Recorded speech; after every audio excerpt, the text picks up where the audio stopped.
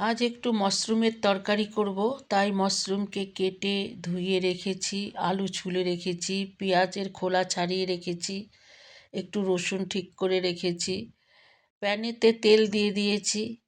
তেল গরম হলে তাতে ফোড়ন দিয়ে আলু ছেড়ে দেবো। আলুকে একটু ভাজা ভাজা করে নেব। তারপর তাতে পেঁয়াজ দেবো, তারপরে মাশরুম দেবো, আর যা যা মশলা লাগে এগুলো সব দিয়ে দেবো। তো এই তরকারি খেতে আমার খুব ভালো লাগে।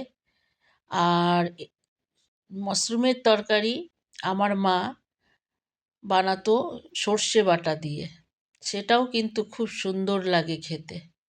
আমি মাঝে মধ্যে করি, সর্ষে বাটা দিয়েও করি। তো দুই ধরনেরই করি, কখনো বা এইভাবে করি পেঁয়াজ দিয়ে, জিরে ধনে দিয়ে, আর কখনো সর্ষে বাটা দিয়েও করি। তো তরকারিটা খুবই ভালো লাগে খেতে আমার কাছে।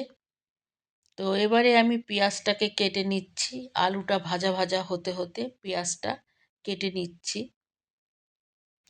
আর এই মাশরুম জিনিসটা সব ধরনেরই ডিশেতে রান্না করা যায়।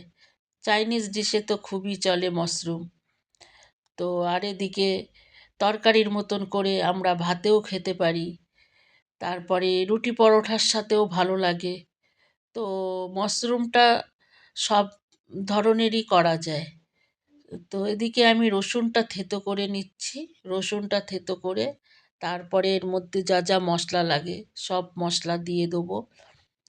তো এদিকে আলু ভাজা হলে তারপরে পেঁয়াজ দিয়ে দেবো, তারপরে মাশরুম দিয়ে দেবো।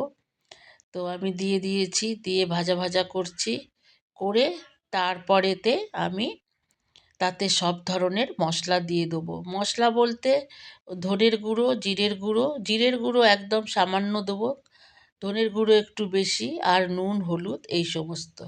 তো এখানে আমি রসুন থেঁতো দিয়ে দিলাম, দিয়ে তারপরেতে আমি টমেটোও দিয়ে দিয়েছি।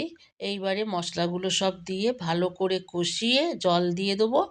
তারপরে সেদ্ধ হলে তারপরে তরকারি হয়ে যাবে। তো এখানে আমার তরকারি রেডিও হয়ে গেছে, করে নিয়েছি। মশলা কষিয়ে জল দিয়ে তারপরে সেদ্ধ হয়ে গেছে, তরকারি হয়ে গেছে। একটু কালকের রাত্রের মাংস গরম করে নিলাম, আর ডালও গরম করে নিলাম। তো আজকে আমার দুপুরের রান্না কমপ্লিট। তো আজকে এতটাই। আবার দেখা হবে তোমাদের সাথে নিউ ব্লগে। তো তোমরা সবাই সুস্থ থেকো, ভালো থেকো, টাটা।